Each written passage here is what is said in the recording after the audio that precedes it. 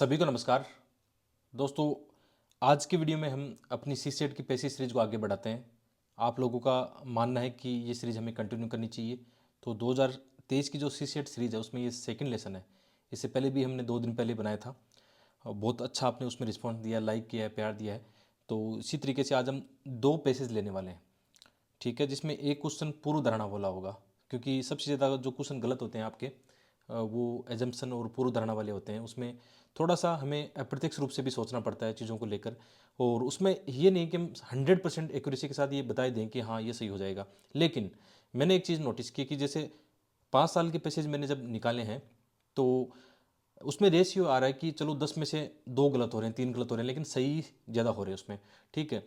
और बहुत सारे एस्पिरेंट ऐसे हैं जो मैथ रीजनिंग जिनका बैकग्राउंड नहीं है, जिनको थोड़ी सी परेशानी होती है मैथ रीजनिंग में, लेकिन फिर भी मेरा ये मानना है कि मैथ और रीजनिंग के ऐसे जो सिंपल वाले टॉपिक है ना उनको जरूर देख लेना, केवल पैसेज के भरोसे मत रहना।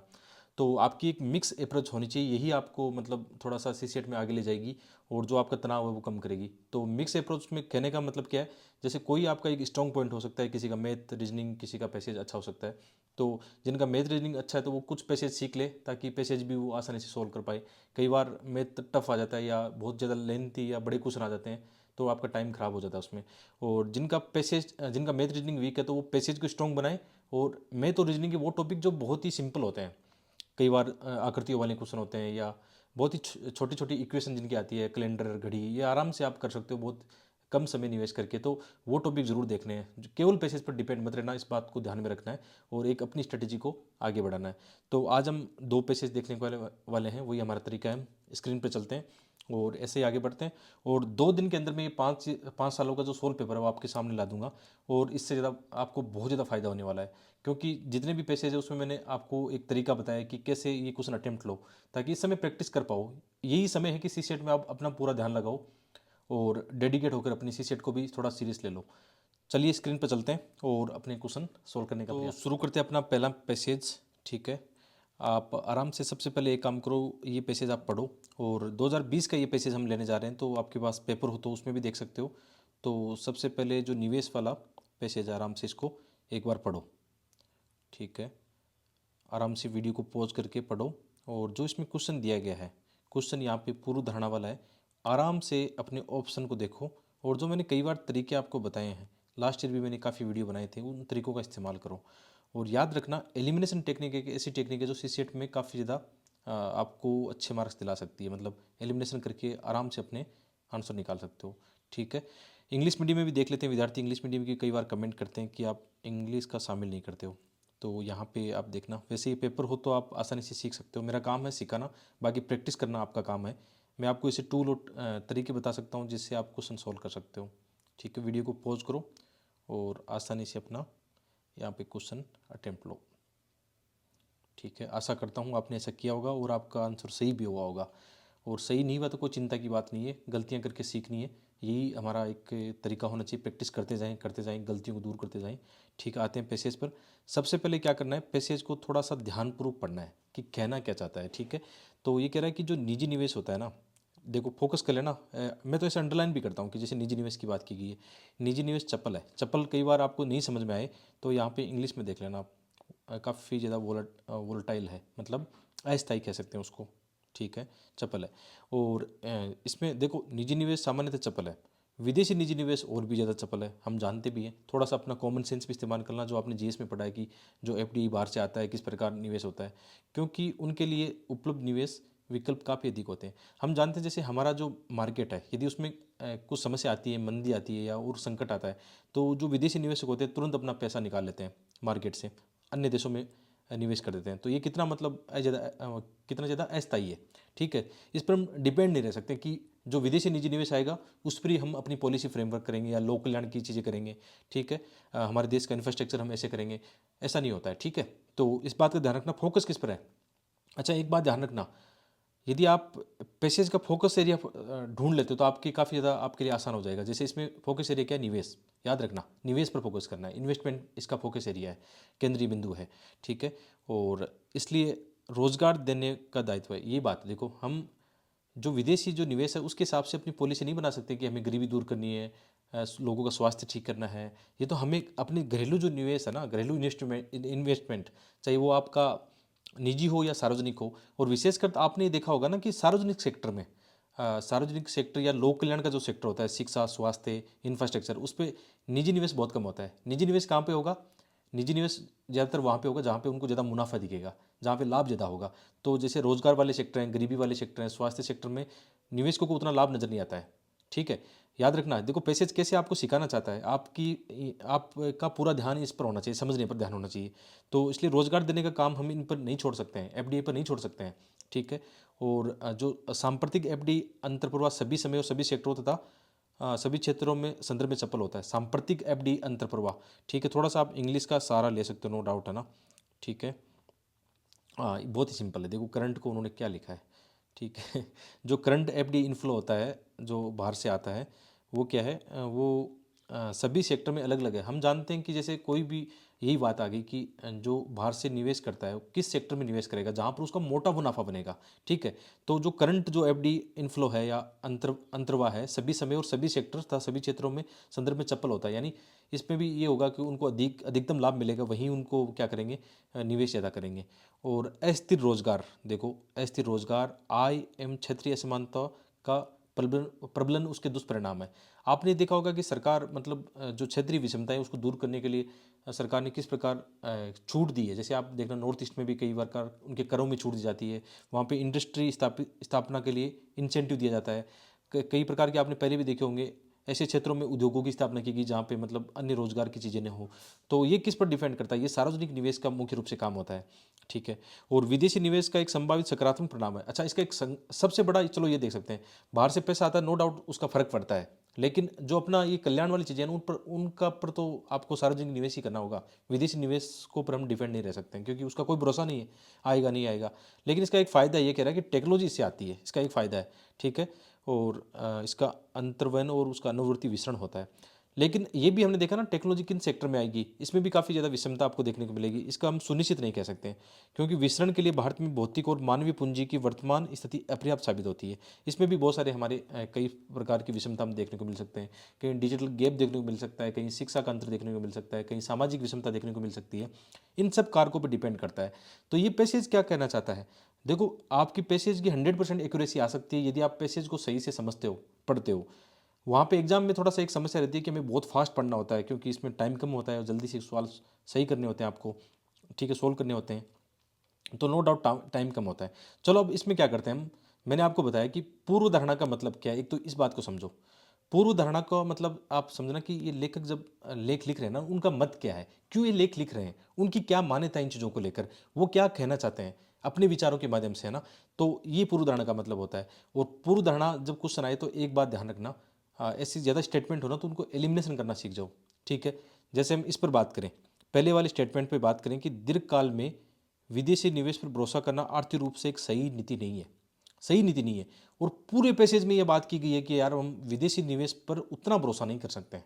ठीक है, और विशेषकर दीर्घकाल के लिए भी हम कह सकते हैं कि यार अपना जब तक नहीं होगा ना, खुद का निवेश नहीं होगा, विशेषकर चाहे निजी हो चाहे सार्वजनिक निवेश हो, अपना निवेश तो अपना ही होता है, उस पर हम थोड़ा सा भरोसा कर सकते हैं। तो ये स्टेटमेंट क्या प्रतीत हो रहा है, बिल्कुल सही प्रतीत हो रहा है। ठीक है, क्योंकि पूरी पैसेज में ये चर्चा की गई, चपल है, बार बार कह रहा है, अस्थायी है। ठीक है, तो पहला वाला स्टेटमेंट अपना सही है। अब देखो जिनमें एक नहीं है तो ये एलिमिनेशन टेक्निक अपनाओ, सबसे बढ़िया तरीका है एलिमिनेशन टेक्निक अपनाओ। अब हमारा काम क्या है, इस पर फोकस कर दो।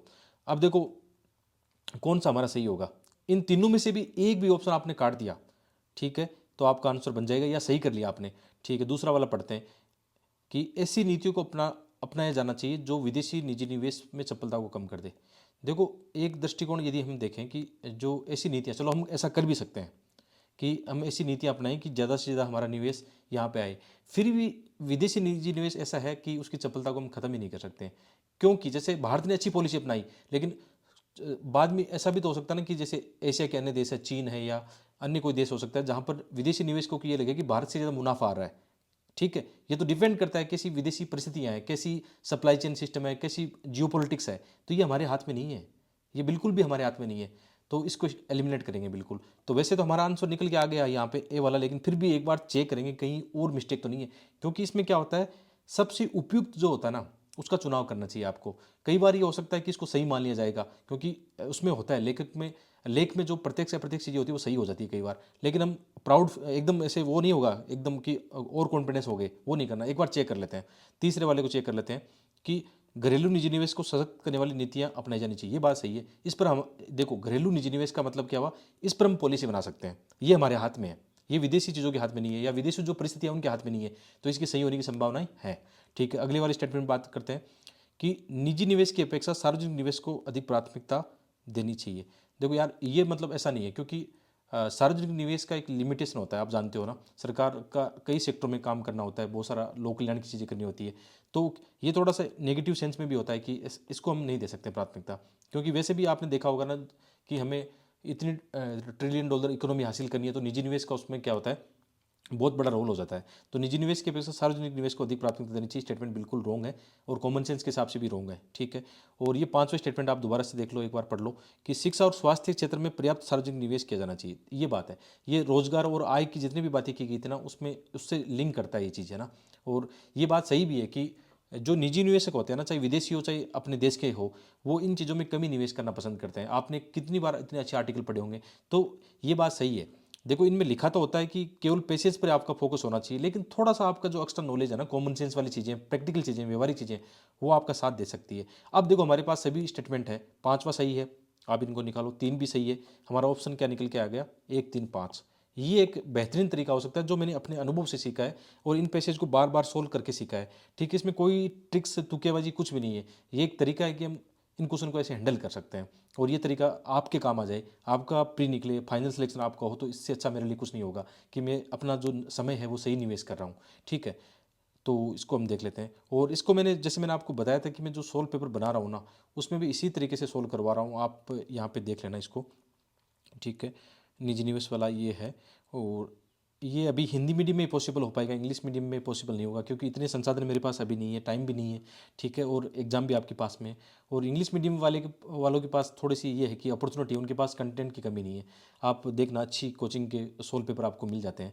ठीक है, लेकिन हिंदी मीडियम में नहीं है, इसलिए मैं ये प्रयास कर रहा हूँ कि आपको ये पैसेज मिल जाए। ठीक है, तो देखो यहाँ पे मैंने क्या लिखा है, ये भी लिख दिया समझने के लिए कि यहाँ पूर्व धारणा से मतलब क्या है। लेखक किसी लेख को लिखते समय मतलब क्या धारणा रखते हैं, क्या मत रखते हैं, क्या मत रख कर चल रहे हैं, क्यों ये लेख उन्होंने लिखा है, उनके लेख के लिखने के पीछे क्या उद्देश्य है। और इसमें साथ में ये भी होता है कि उसका क्या प्रभाव और परिणाम हो सकता है। और ऐसे प्रश्नों को सोल्व करते समय हमेशा क्या करना चाहिए, स्टेटमेंट और ऑप्शन को एलिमिनेट करना सीखो, उनको हटा दो, जो गलत है उनको हटा दो, सही को चुन लो। तो एलिमिनेशन टेक्निक का यूज में लेना बहुत ज़रूरी है, और ऐसे करते हुए आप ना इसमें एक्यूरेसी ला सकते हो, बहुत अच्छे प्रयास करना चाहिए। जैसे इस पैसेज में हमने क्या देखा था कि हमें हमें स्टेटमेंट फर्स्ट पर गौर करना चाहिए। स्टेटमेंट जो एक है उस पर गौर करना चाहिए, जिसमें क्या लिखा हुआ है, दीर्घकाल में विदेशी निवेश पर भरोसा करना आर्थिक रूप से एक सही रणनीति नहीं है। ये मतलब सही नहीं है, क्योंकि उपयुक्त परिच्छेद में क्या लिखा हुआ है, काफ़ी इसकी चर्चा की गई है। ये तो उस एक तरह से हम कह सकते हैं पैसेज का सार था। ठीक है, तो यहाँ पे देखो, स्टेटमेंट एक सही है, तो हम क्या कर सकते हैं, ऑप्शन सी डी को एलिमिनेट कर सकते हैं। ये तरीका मैंने जो आपको ऊपर समझाया वो मैंने यहाँ पे लिख दिया है। इसलिए मतलब कितने सारे पैसेज, 5 साल के पैसेज मैंने इसमें सोल्व करवाए हैं, और मैथ रीजनिंग के भी क्वेश्चन इसमें सोल्व किए गए हैं, जिसमें एक मैथ के अच्छे विद्यार्थी हैं रहे हैं, और अभी टीचर हैं, उन्होंने काफ़ी हेल्प की मैथ रीजनिंग के क्वेश्चन सोल्व करने में। ठीक है, तो और पैसेज मैंने इसमें सोल्व किए हैं, तो बहुत ही बेहतरीन आपको ये सोल्व पेपर 2-3 दिन में अपनी वेबसाइट पर मिल जाएगा, आप देखते रहना अपनी वेबसाइट को। और नेक्स्ट अपने टॉपिक पे चलते हैं, जो अपना परिच्छेद है उसको देखते हैं। उसमें भी आपको कई लॉजिक तरीके सीखने को मिलेंगे। कि सेकंड जो पैसेज आप यहाँ पे पढ़ना, देखो ठीक है, ये आप आराम से वीडियो को पॉज करो और इसको पढ़ो, यहाँ पे आराम से पॉज करके पढ़ लेना। इसमें देखते हैं आगे। ठीक है, यहाँ पे सेकंड पार्ट इसका ये है, और क्वेश्चन यहाँ पे आप देखना। ठीक है, और वैसे भी जो अनसोल्व पेपर आपके टेबल पे होनी चाहिए इस समय, तो ना आप साथ में रखो। जैसे 2020 का सीसेट पेपर है, ये साथ में रखो, तो आप मेरे साथ ही देख सकते हो। यहाँ पे क्वेश्चन नंबर 22 है। ठीक है, इसको देख लो आप, और इंग्लिश मीडियम के विद्यार्थी भी इसको देख सकते हैं। ठीक है, आधा ऊपर था पैसेज जो है इंग्लिश मीडियम में। ठीक है, यहाँ पे देखना आप। ठीक है, आगे बढ़ते हैं। क्वेश्चन आपका यहाँ पे है, आप इनको देख लेना, क्वेश्चन भी अटेम्प्ट ले सकते हो। ठीक है, आते हैं अपने टॉपिक पर। पढ़ते हैं, थोड़ा कोशिश करते हैं समझने की क्या कहना चाहता है पैसेज। यहाँ पे देखना आप कि आराम से पढ़ना इसको और अच्छी चीज़ों को अंडरलाइन कर लेना। और उसका आपका टारगेट क्या होना चाहिए कि थोड़ा सा जहाँ पर अच्छा जोर दिया गया है चीज़ों को लेकर उनको अंडरलाइन करना, और पैसेज का केंद्रीय बिंदु है उसको फाइंडिंग करने की कोशिश करना। कि प्रतिवर्ष क्या होता है, जून से सितंबर के 4 महीनों के दौरान होने वाले मानसूनी प्रवाहों के अत्यधिक विषम, ऋतुनिष्ठ और स्थानिक वितरण के उपयोग के कई अवसरों को खोया जा चुका है। तो ये कहीं ना कहीं जैसे क्या है, जो अपनी मानसूनी वर्षा है ना उसको लेकर बात कर रहा है कि इसमें क्या क्या चीज़ें होने वाली है। और इसमें आगे क्या लिखा है कि चूंकि इन कुछ महीनों में अधिकांश वृष्टि होती है, क्योंकि हम जानते हैं दक्षिण पश्चिम मानसून से भारत में 80% आपकी वर्षा होती है। थोड़ा माइंड में अपना कॉमन सेंस जो इन्फॉर्मेशन वो ध्यान में रखना काम आती है इन क्वेश्चन को सोल्व करने में।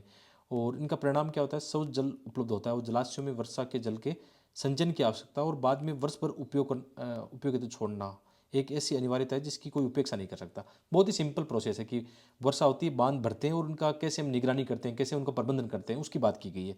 और जलवायु परिवर्तन मौसम की स्थितियों को सदा प्रभावित करता रहेगा, इसमें कोई शक नहीं है कि आजकल एक्सट्रीम क्लाइमेट हो रहा है, कभी वर्षा कभी सूखा, और जल की अल्पता और उसके आधिक्य को उत्पन्न करेगा। जहाँ लाखों लोग सूखे और बाढ़ से पीड़ित होते हैं, वहीं देश की कई नदियों में पानी अप्रयुक्त बहता रहता है और प्रत्येक वर्ष समुद्र में बह जाता है। तो ये कहने का क्या मतलब है, इसको हम यदि समझना चाहें तो ये पैसेज क्या कहना चाह रहा है, ये कहीं ना कहीं जो वर्षा का जल है या प्रबंधन है इनकी बात कर रहा है। ठीक है, आसानी से बात कर रहा है। और आपको लगे कि आपका समझ में नहीं आया तो एक बार थोड़ा सा पैसेज को दोबारा से भी गौर करना ठीक रहता है। मैं ऐसा करता हूँ कि कुछ चीज़ें ध्यान में नहीं है कि क्या कहना चाह रहा है, तो एक बार इसको देख लेते हैं। लेकिन ये समझ में आ गया कि मानसूनी वर्षा और उसका प्रबंधन का विशेषकर बात कर रहा है। ठीक है, आगे बढ़ते हैं, क्वेश्चन देखते हैं किस प्रकार इसके हम सोल्व करने की कोशिश करते हैं। ठीक है, अब देखो इसका इसमें भी क्या है, जिस जहाँ पे है ना देखो ऑप्शन बहुत ज़्यादा हो ना, वहाँ पे एलिमिनेशन टेक्निक अपनाओ। बहुत ही आसानी से आप क्या होता है कि एक भी ऑप्शन एलिमिनेट कर देते हो तो आपका आंसर निकल के आ जाता है। ठीक है, तो उपयुक्त परिक्षेत्र के संदर्भ में निम्नलिखित में से कौन सा भारत की दृष्टि से सर्वाधिक तर्कसंगत और व्यवहारिक निहितार्थ हो सकता है। ठीक है, इस पैसेज को पढ़ने के बाद में इसका सर्वाधिक क्या मतलब होता है, प्रैक्टिकल रूप से क्या चीज़ें काम आ सकती है। देखो ये ध्यान रखना क्वेश्चन क्या पूछ रहा है, इस पर भी कभी कभी आंसर का डिपेंड करेगा आपका कि क्वेश्चन पूर्व धारणा का है या ये देखो क्या कह रहा है। इस पैसेज को पढ़ने के बाद में व्यवहारिक निहितार्थ क्या है इसका, आप चाहो तो थोड़ा सा इंग्लिश में भी दे सकते हो कि प्रैक्टिकल इंप्लीकेशन क्या हो सकता है उसका। ठीक है, ये भी कभी कभी आपको बहुत ज़्यादा मतलब सटीकता ला दे देगा आंसर में। तो पहला क्या कह रहा है कि नदियों के अंतर संबंध को प्रारंभ किया जाना चाहिए, नदियों को जोड़ने का काम। तो ऊपर जो हमने समस्या देखी, क्या उसका समाधान हो सकता है। एक तो लगता है ना कि नदियों को जोड़ने से आपका कॉमन सेंस कहेगा कि नदियों को जोड़ने से कहीं ना कहीं जो पानी का एक्स्ट्रा सागर में बह जाता है, लास्ट लाइन में लिखा था ना कि प्रत्येक वर्ष समुद्र में बह जाता है। तो इसको हम कैसे प्रबंधन कर सकते हैं इस पानी का, तो नदियों को जोड़ने से प्रबंधन हो पाएगा, हो तो सकता है। एक बार के लिए इसको टिक रख लेते हैं, गलत नहीं निकालते हैं कि हाँ ये हो सकता है। आगे बढ़ते हैं, ये कह रहा है जल के यथोचित वितरण के लिए पूरे देश में बांधों नहरों का नेटवर्क का निर्माण किया जाए। तो इससे भी क्या होता है, बिल्कुल इससे भी प्रबंधन होता है यार, जल प्रबंधन होता है। हमें जल देखो, ये बात ध्यान रखना, इसका पैसेज का जो फोकस एरिया किस पे था, ये वर्षा वर्षा जल पर था और इसका प्रबंधन पर था, बांधों का प्रबंधन या अन्य चीज़ों में जैसे जलाशयों में वर्षा जल संचयन की आवश्यकता। ठीक है, उपयोग कहीं ना कहीं जल प्रबंधन था। तो हमें ऑप्शन कौन से चूज करने हैं, जल प्रबंधन के चूज करने हैं। ठीक है, तो इसमें भी संभावना तो है अभी, लेकिन टिक नहीं लगाते हैं, अभी श्योर नहीं है कि एक दो सही होंगे। आगे बढ़ते हैं, देखो इसमें आपको अपॉर्चुनिटी मिलेगी। कृषकों को बोरवेल की खुदाई के लिए सुलभ ऋण दिया जाना चाहिए, कोई लॉजिक नहीं है, तुक्का मतलब कोई तार्किक नहीं है इसमें। आप समझते हो इसमें पैसेज में ना तो चर्चा की गई ना ये कोई लॉजिक बनता है इसमें। जहाँ पे तीन है उनको निकाल दो, देखो अब आसान हो जाएगा आपके लिए। अब देखो तीन हो गए और इसमें दो दो जो है आपका दोनों में श्योर है, ऐसा करना चाहिए, दो श्योर है दो पर लगा दो टिक। ठीक, आगे बढ़ते हैं। अब देखो या तो चार निकाल दें या एक को सही कर लें, चार एलिमिनेट हो जाए या पांच एलिमिनेट हो जाएगी तो आपका आंसर बन जाएगा। जैसे कृषि में जल के प्रयोग को कानूनी रूप से नियंत्रित किया जाना चाहिए, कृषि में जल के प्रयोग को कानूनी रूप से नियंत्रित किया जाना चाहिए। ऐसा पॉसिबल नहीं यार प्रैक्टिकल रूप से, क्योंकि इसमें बहुत सारी प्रैक्टिकल दिक्कतें आ जाएगी फिर, तो ये भी कट जाएगा। लेकिन आगे वाला देखते हैं, केंद्र सरकार द्वारा विभिन्न क्षेत्रों में नदियों के जल के वितरण को नियंत्रित किया जाना चाहिए, इसमें भी बहुत सारे प्रैक्टिकल समस्या आ जाएगी, बहुत सारे नदी राज्यों के विवाद वगैरह काफ़ी खड़े हो जाएंगे। ये दोनों देखो प्रैक्टिकल नहीं नज़र आ रहे हैं, और दो के यदि देखें तो ये प्रबंधन से प्रैक्टिकल नज़र आ रहा है।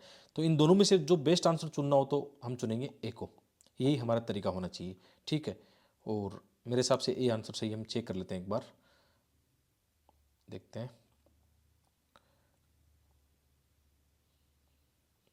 ये देखो यहाँ पे 1 और 2, ठीक है, ये आपको मेरे हिसाब से अच्छा सीखने को मिलेगा, 1 और 2। और मैंने यहाँ पे साफ लिख दिया है कि आपको करना क्या है एक्चुअल में। आपको ये करना है कि स्टेटमेंट और ऑप्शन को एलिमिनेट करना है, और एलिमिनेट करने के बाद में देखना आपका आंसर निकल के आ जाएगा।